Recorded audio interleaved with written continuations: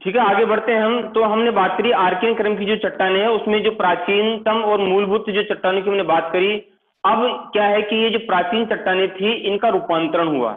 ऐसा नहीं है कि ये उसी रूप में है, जब भी कोई चीज निर्मित होती है तो उसका रूपांतरण यानी कि वो ट्रांसफॉर्म, वो चेंज जरूर होती है।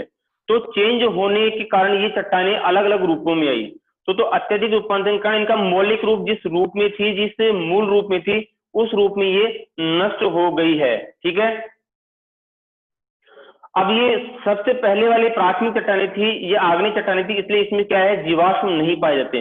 देखिए पृथ्वी पर धरातल पर जो सबसे पहली चट्टानें बनी है उनमें जीवाश्म नहीं मिलेगा, क्योंकि उस समय तक वनस्पति और जीव जंतु विकसित नहीं हुए थे, इस कारण से उनमें जीवाश्म नहीं पाए जाएंगे। ठीक है, अब इस तरह की जो चट्टानों की बात करते हैं हम, इस तरह की जो चट्टानें हैं ये मिलती है साहब बुंदेलखंड की जो चट्टानें वहां पर। बुंदेलखंड का पठार आपने सुना होगा कि दो पठार है, बुंदेलखंड का और बघेलखंड का।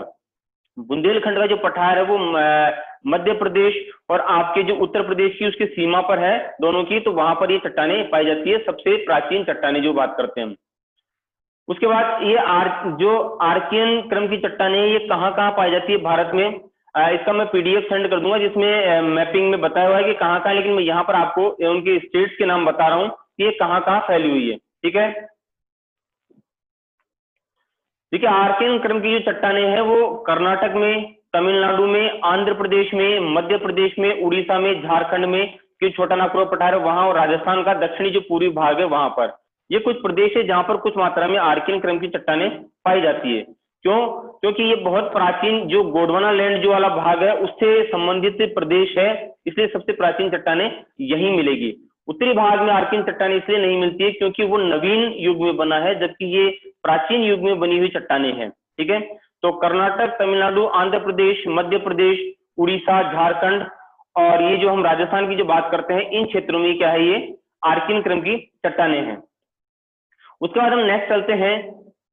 देखिए आपके अगर एग्जाम में प्रश्न आता है तो आपको वहां इनकी लोकेशन दिखानी होती है मैपिंग के द्वारा, और बताना होता है कि ये चट्टानें वास्तविक में इनकी विशेषताएं क्या है। तो इन चट्टानों के बारे में इतनी ही जानकारी थी। उसके बाद आगे बढ़ते हैं धारवाड़ क्रम की चट्टानें।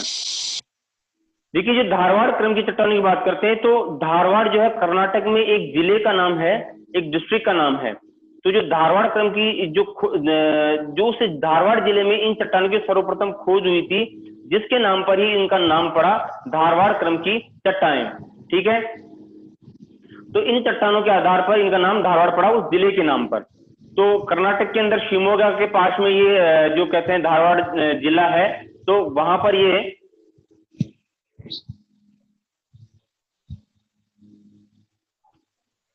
तो वहां पर ये चट्टानें पाई जाती है, तो उससे आधार पर इनका नाम पड़ा। तो आर्कियन क्रम की चट्टानों का जो अपरदन हुआ और उनका जो निक्षेपण हुआ, उसके फलस्वरूप इन चट्टानों का निर्माण हुआ।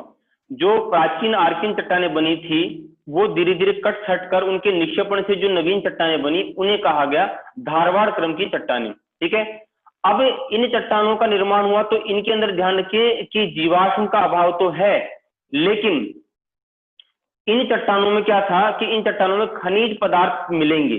जो धारवाड़ क्रम की चट्टानें इनमें खनिज पदार्थ पाए जाएंगे लेकिन जीवाश्म नहीं पाए जाएंगे। ठीक है, तो धारवाड़ क्रम की चट्टानें प्राचीनतम परतदार चट्टानें हैं। कैसी चट्टानें नहीं है? परतदार चट्टानें। फिर आगे हम बात करते हैं कि इनमें जीवाश्म का अभाव पाया जाता है, और इसके कारण यह है कि इसके निर्माण के समय जीवों का उद्भव नहीं हुआ था।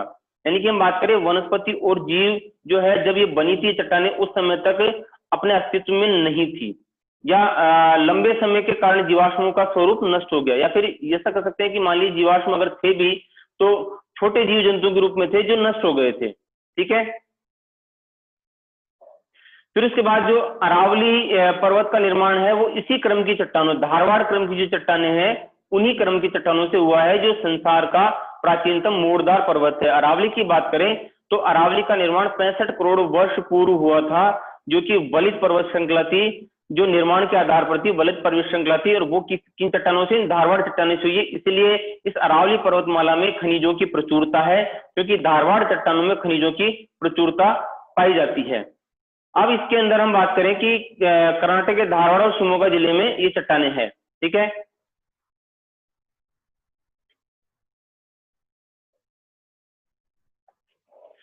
देखिए ये चट्टानें जो है कहाँ कहाँ फैली हुई है उसकी बात करते हैं हम। तो ये दक्षिण दक्कन प्रदेश में उत्तरी कर्नाटक से कावेरी घाट तक फैली हुई है, ठीक है। उसके बाद बेल्लारी और शिमोगा जिले, जो कि धारवाड़, शिमोगा और बेल्लारी तीनों जिले आसपास ही है, वहां पर ही है। फिर हम बात करते हैं एमपी में जो नागपुर और जबलपुर है वहां पर है ये। और गुजरात में जो चंपानेर है, ये क्या है, सारी यहाँ पर धारवाड़ क्रम की चट्टानें हैं। और ये सारी क्या है, यहाँ पर खनिजों युक्त है।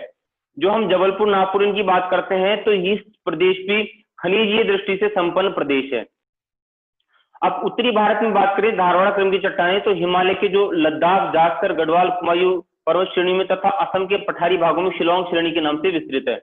उत्तर की हमने बात करी थी, तो उत्तर में देखिए आर्कियन चट्टानें जो थी वो नहीं मिली, लेकिन हम बात करते हैं धारवाड़ चट्टान की। तो धारवाड़ चट्टानों का जो निर्माण हुआ है वो अवक्षेपण से हुआ है, यानी कि निक्षेपण से हुआ है। तो जो चट्टानें बनी उन चट्टानों के निक्षेपण से धीरे धीरे जमती गई और धारवाड़ चट्टानों का निर्माण हुआ। तो कुछ मात्रा में ये उत्तरी भारत में भी पाई जाती है। देखिए इस क्रम की जो चट्टानें हैं, धारवाड़ क्रम की चट्टानें, ये सबसे अधिक महत्वपूर्ण है। क्यों? क्योंकि इसमें धात्विक खनिज की जो बात करते हैं, लोहा, सोना, मैग्नीज, वो सारे इन्हीं चट्टानों में पाए जाते हैं। तो धात्विक खनिजों की पाए जाने के कारण ये चट्टानें महत्वपूर्ण है धारवाड़ की। तो सबसे पहले हुई हमारी आर्कियन क्रम की चट्टानें, उसके बाद हमारी बात हुई धारवाड़ क्रम की चट्टानें। इनके जो मैपिंग है वो पीडीएफ के जरिए आपको भेज दूंगा, उसमें देख लीजिएगा। उसके बाद हम अगली बात करते हैं कुंडप्पा क्रम की चट्टानें। देखिए कुंडप्पा की एक जगह, एक जिले का नाम है जो कि आंध्र प्रदेश में है।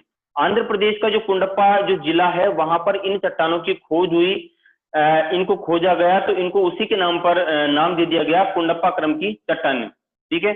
तो अब इसमें आगे बात करते हैं। तो धारवाड़ क्रम की जो चट्टानें हैं, उनके अपरदन एवं निक्षेपण के फलस्वरूप कुंडप्पा क्रम की चट्टानों का निर्माण हुआ। इनकी ये भी क्या है, परतदार चट्टानें हैं। जिस तरीके से धारवाड़ चट्टानें बनी, उसी प्रकार धारवाड़ चट्टानों के निक्षेपण और अवक्षेपण से कुंडप्पा क्रम की चट्टानें बनी, ठीक है। अब उनके जमाव से इनका निर्माण हुआ कुंडप्पा क्रम की चट्टानों का। और इनका विस्तार कहाँ है? ज्यादातर आंध्र प्रदेश के अंदर है। आंध्र प्रदेश के कुंडप्पा जिले के आसपास में इनको खोजा गया। देखिए लिखा भी है कि इन चट्टानों का जो नामकरण है वो आंध्र प्रदेश के कुंडप्पा जिले के नाम पर हुआ है, ठीक है। अब इसके अंदर क्या क्या मिलता है? ये जो कुंडप्पा क्रम की जो चट्टानें हैं, इनमें क्या है, बलुआ पत्थर, चूना पत्थर, संगमरमर और एस्बेस्टॉस, ये सारे जो है मिलते हैं। बलुआ पत्थर आपने देखा होगा, लाल जो पत्थर है, पट्टियां जिसको हम बोलते हैं, चूना पत्थर जिसे हम संगमरमर कहते हैं, वो एस्बेस्टॉस, ये सारी क्या है, ये सारे खनिज इन कुंडप्पा क्रम की चट्टानों में पाए जाते हैं। अब कुंडप्पा क्रम की जो चट्टानें वो राजस्थान में पाई जाती है, लेकिन ये राजस्थान में कहाँ पाई जाती है? हम बात करें तो विंध्याचल श्रेणी है, उसमें कुंडप्पा क्रम की चट्टानें पाई जाती है। कहने का मतलब हम जो करौली, धौलपुर, बारां, ये वाला कोटा, बूंदी, ये जो क्षेत्र की बात करते हैं जहां पर विंध्याचल पर्वत श्रेणी फैली हुई है, उन क्षेत्रों में कुंडप्पा क्रम की चट्टानें मिलती है, हमारे राजस्थान में भी। तो ये हमारी तीसरी चट्टानें हो गई। पहली थी हमारी आर्कियन, दूसरी थी हमारी धारवाड़, तीसरी हमारी कुंडप्पा क्रम की चट्टानें। उसके बाद हम बात करते हैं अगली विंध्यन क्रम की चट्टानें। विंध्यन क्रम की चट्टानों की बात करते हैं, तो देखिए विंध्यन क्रम की चट्टानों का जो नाम पड़ा है वो विंध्याचल पर्वत श्रेणी के नाम पर पड़ा है, क्योंकि विंध्याचल जो पर्वत श्रेणी है उसके आसपास के क्षेत्रों में ये विंध्यन क्रम की चट्टानें पाई गई। विंध्याचल जो पर्वत श्रेणी है उसकी खोजबीन की गई, वहां पर जब इन चट्टानों का पता लगा तो उसी के नाम पर इसका चट्टानों का नाम निकाल दिया गया, विंध्यन क्रम की चट्टानें। तो इनका जो निर्माण हुआ है वो कुंडप्पा चट्टानों के बाद हुआ है, ठीक है। तो छिछले सागर एवं नदी घाटियों के तलछट के निक्षेपण से इसका निर्माण हुआ है। इस प्रकार ये चट्टानें भी परतदार है।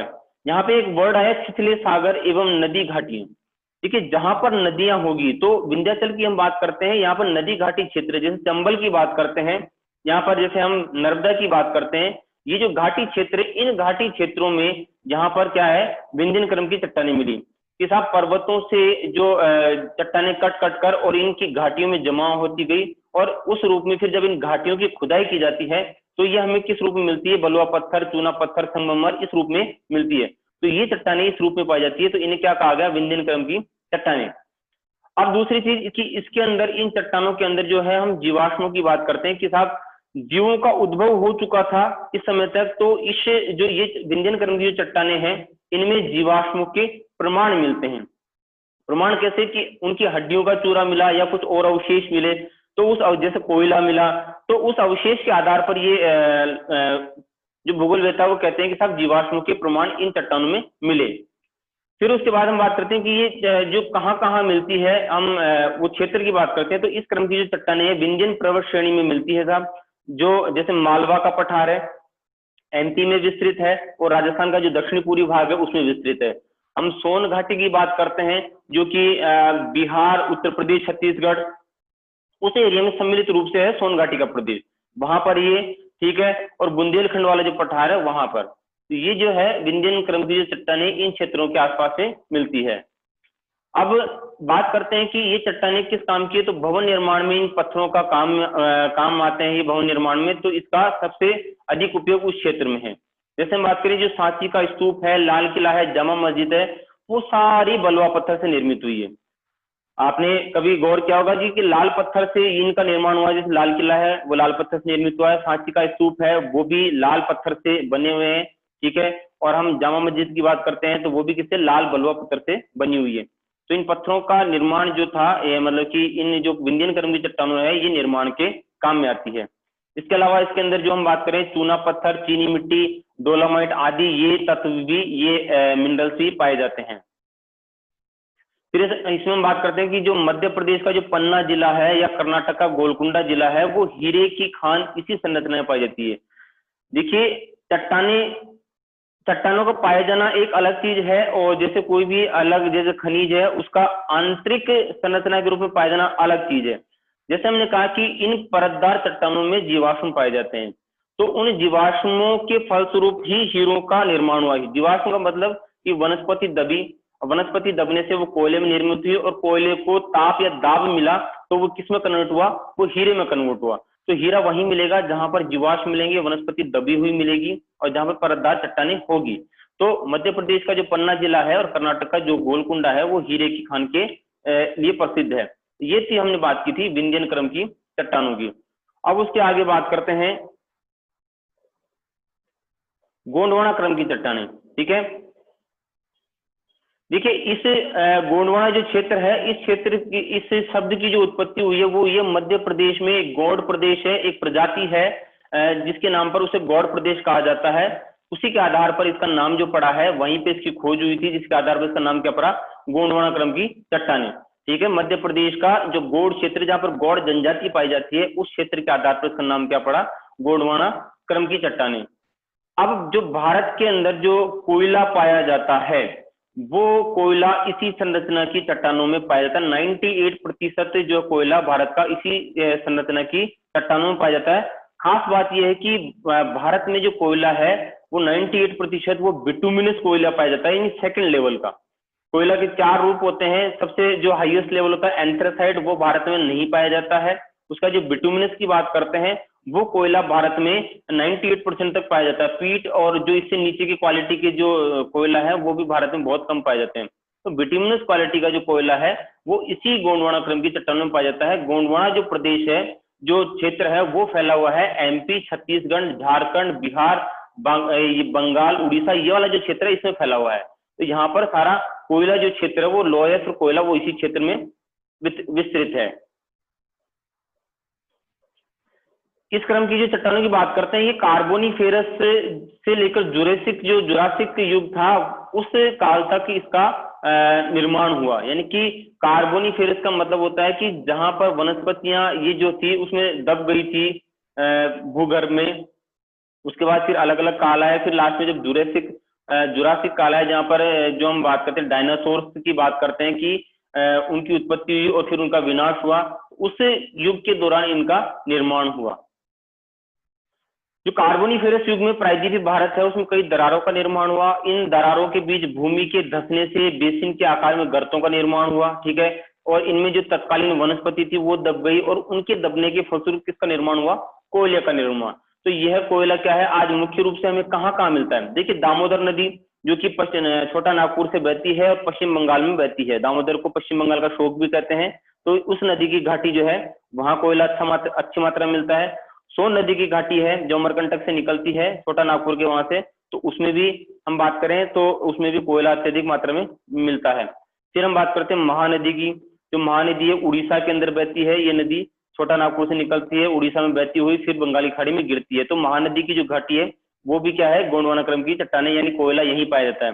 फिर बात करते हैं गोदावरी और वर्धा। जो गोदावरी और वर्धा है ये आपको पता है आंध्र प्रदेश में इसका अपवाद तंत्र है, वहां से बहती हुई ये भी बंगाल की खाड़ी में गिरती है। तो ये जो कुछ नदी घाटियां हैं, इन नदी घाटियों में क्या मिलता है, हमें कोयला मिलता है। और कोयला किस वजह से, क्योंकि यहाँ पे वनस्पतियां दब गई थी, उसकी वजह से कोयला मिलता है। भारत में कोयला बिटुमिनस प्रकार का मिलता है।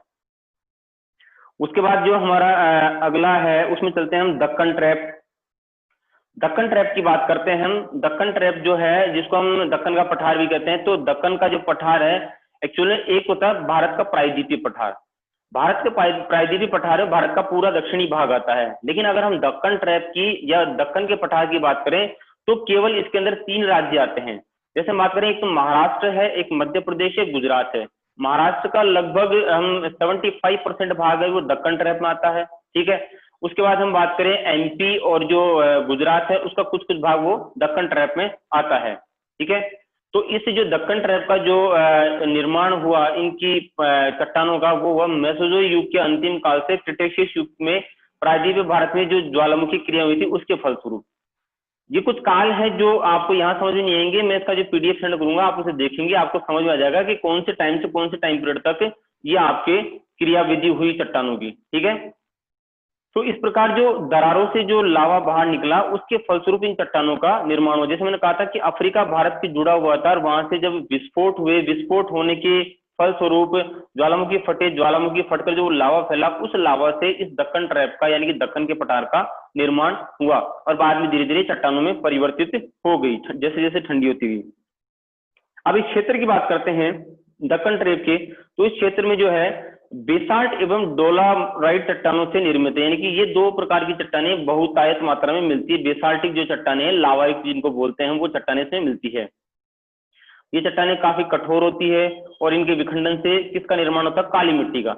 जो काली मिट्टी का निर्माण है केवल लावा युक्त जो बेसाल्टिक चट्टानें हैं उनकी वजह से ही होता है। और ये कपास के और संतरे के उत्पादन और गन्ने के उत्पादन के लिए बहुत महत्वपूर्ण भूमि होती है, क्योंकि इसके अंदर खनिज पदार्थ होते हैं और साथ में इसको जल की आवश्यकता कम होती है। इस वजह से इस क्षेत्र में अत्यधिक उत्पादन जो है गन्ना, कपास और इसका हम बात करते हैं संतरा, इन्हीं का होता है। जैसे आपने सुना होगा महाराष्ट्र के अंदर संतरे काफी मात्रा में होते हैं, जो गन्ना है वो भी अग्रणी है उत्पादन की दृष्टि से। देखिए सर्वाधिक उत्पादन तो उत्तर प्रदेश करता है, लेकिन उत्पादकता की दृष्टि से महाराष्ट्र नंबर 1 है। उसके अलावा हम बात करें जो कपास है, कपास में भी जो है कर्नाटक और जो महाराष्ट्र वो अग्रणी है। तो ये काली मिट्टी में ये वाली जो है सारी फसलें वहां पर होती है। फिर इसके बाद हम बात करते हैं कि यह संरचना जो है महाराष्ट्र के अधिकांश भाग में, गुजरात में, मध्य प्रदेश, तमिलनाडु, आंध्र प्रदेश के कुछ भागों में। देखिए 3 मेजर पार्ट तो कौन कौन से हैं, महाराष्ट्र, गुजरात और मध्य प्रदेश। इसके अलावा तमिलनाडु और आंध्र प्रदेश के कुछ भागों में भी ये मृदा या कि ये जो हम कहते हैं कि चट्टानें पाई जाती हैं, ठीक है। तो ये बात करी थी हमने दक्कन ट्रैप की। अब उसके बाद हमारा जो इसमें लास्ट एंड फाइनल है वो उसकी बात करते हैं तरसरीय क्रम की जो चट्टानें, जो तृतीय युग में जो चट्टानें बनी, यहाँ तक की जो थी तृतीय युग से पूर्व की चट्टानें हैं सारे। अब ये जो चट्टानें आ रही है ये क्या है, तृतीय युग की चट्टानें हैं। तो इस क्रम की जो चट्टानों का निर्माण है वो इयोसीन युग से लेकर प्लायोसीन युग के बीच में हुआ, ठीक है। ये युग है तो वहां से पीडीएफ में देख लीजिएगा, मैं सेंड कर दूंगा कि ये युग कौन से हैं। तो उस युग के दौरान तृतीय क्रम की चट्टानों का निर्माण हुआ। अब हम बात करें कि इसी काल में जो है हिमालय पर्वत श्रृंखला का निर्माण हुआ। हिमालय पर्वत श्रृंखला जो तृतीय युग में, तृतीय कल्प में ही बनी, ठीक है। जो 10,000 साल पहले या उससे थोड़ा पूर्व का वर्ष जो कहेंगे हम, उस दौरान ये हिमालय पर्वत श्रृंखलाओं का निर्माण हुआ। तो महान हिमालय जो बना वो ओलिगोसीन काल में बना, ठीक है। लघु हिमालय या मध्य हिमालय जो बना वो मायोसीन काल में बना। देखिए ये जो हिमालय की पर्वत श्रृंखलाएं ये भी अलग अलग काल में बनी। महान हिमालय ओलिगोसीन में, लघु हिमालय मध्य हिमालय मायोसीन काल में, और जो शिवालिक था वो प्लायोसीन व ऊपरी प्लीस्टोसीन काल में बना। ये श्रृंखलाएं इस तरीके से बनी। फिर बात करते हैं कि इस तरह की जो चट्टानें कहाँ कहाँ है, वो असम है, राजस्थान है, गुजरात के खनिज तेल इयोसीन एवं ओलिगोसीन काल की संरचना में पाए जाते हैं। यहाँ पर जो तेल पाया जाता है जिन क्षेत्रों में, असम में, राजस्थान में, गुजरात में, वो इसी क्रम की चट्टानों में पाया जाता है, ठीक है। कौन सी, तृतीय युग की जो चट्टानें, उन्हीं चट्टानों में पाया जाता है। जो तृतीय काल था उसको जो हम अभी मैं कहता कि टाइम पीरियड जो बांटा जाता है, इसमें 4 टाइम पीरियड दे रखे हैं, वो मैं अलग से पीडीएफ सेंड कर दूंगा आपको। उसके अंदर इसमें इयोसीन है, ओलिगोसीन है, मायोसीन है, प्लाइसीन, ये 4 काल थे, ठीक है। इनका टाइम पीरियड मैं अलग अलग सेंड कर दूंगा। फिर उसके बाद हम बात करते हैं क्वार्टरनरी या नवजीव क्रम की चट्टानें, यानी कि वर्तमान की जो चट्टानें हैं नव कल्प की, यानी कि 10,000 साल के अंतर्गत जो चट्टानें बनी है उनकी बात करते हैं हम। तो इस काल की जो संरचना है वो है सिंधु एवं गंगा के मैदानी भागों में पाई जाती है। जो ये मैदानी भाग है यहाँ पर जो चट्टानें पाई जाती है वो नवजीव काल क्रम की चट्टानें हैं, क्वार्टरनरी की, ठीक है। क्वार्टरनरी जो काल है इसको पुनः 2 भागों में बांटा गया है, प्लीस्टोसीन और होलोसीन। होलोसीन तो आधुनिक मानव का काल है और प्लीस्टोसीन उससे पूर्व का काल है। तो हम इसमें बात करें कि मध्य एवं ऊपरी प्लीस्टोसीन काल में पुरानी जलोढ़ मृदा का निर्माण हुआ, जिसे बांगर के नाम से जाना जाता है। मैंने बताया था बांगर का कि पुरानी जो मृदा है जो जहां पर पहले जमी हुई है उसको हम क्या कहते हैं, बांगर। नवीन जो मृदा है उसको हम खादर कहते हैं। तो नवीन जलोढ़ मृदा का निर्माण प्लीस्टोसीन काल के अंत में प्रारंभ हुआ एवं यह वर्तमान होलोसीन काल में भी जारी है। प्राचीन तो कौन सी में थी, प्लीस्टोसीन काल में, जबकि नवीन जलोढ़ मृदा का इसके बाद में, प्लीस्टोसीन काल के बाद में जमा हुआ जो अभी तक जारी है होलोसीन काल में भी, ठीक है। इसे क्या कहा गया है, इसे खादर के नाम से जाना जाता है। इसके बाद हम बात करते हैं कश्मीर की घाटी का जो निर्माण है वो प्लीस्टोसीन काल में हुआ था कि कश्मीर की जो घाटी जहाँ पे जम्मू श्रीनगर ये बसे हुए, उस घाटी का निर्माण भी कौन से काल में हुआ, प्लीस्टोसीन काल में हुआ था। ये आपके जीके के पर्पज से सारे इंपॉर्टेंट क्वेश्चंस है, ठीक है। यह घाटी प्रारंभ में एक झील थी, फिर धीरे धीरे उस झील में अवसाद भरे और अवसाद के जमाव के बाद में वहां पर जीवन प्रारंभ हुआ, ठीक है। तो वो अवसाद जमने के फलस्वरूप वहां पे जो मिट्टी बनी, उस मिट्टी में आज कृषि कार्य किया जाता है, केसरी खेती की जाती है, उस मिट्टी को कहा जाता है करेवा के नाम से जाना जाता है। और ये जो केसर है, ये केसर कहाँ पे सबसे सर्वाधिक मात्रा में उत्पादित होता है, ये जम्मू कश्मीर में ही होता है, ठीक है। उसके बाद हम बात करते हैं कि जो थार के मरुस्थल में प्लीस्टोसीन काल के निक्षेप मिलते हैं, जो कच्छ का रण पहले समुद्र का भाग था, ठीक है। तो ये थार का जो मरुस्थल है इसमें भी प्लीस्टोसीन काल के निक्षेप मिलते हैं, ठीक है। और कच्छ का जो रण था वो भी पहले क्या था, समुद्र का भाग था, क्योंकि यहाँ पे खारे पानी की झीलें पाई जाती है, जिसकी वजह से हम ये कह सकते हैं कि ये भी क्या था, पहले समुद्र का ही एक भाग था और आजकल वर्तमान में ये अवसादों से निक्षेप से भर गया है। तो ये तो हमने आपके चट्टानों की बात करी है, ठीक है। हम पहले इस पीडीएफ को बंद करते हैं, उसके बाद बात करते हैं।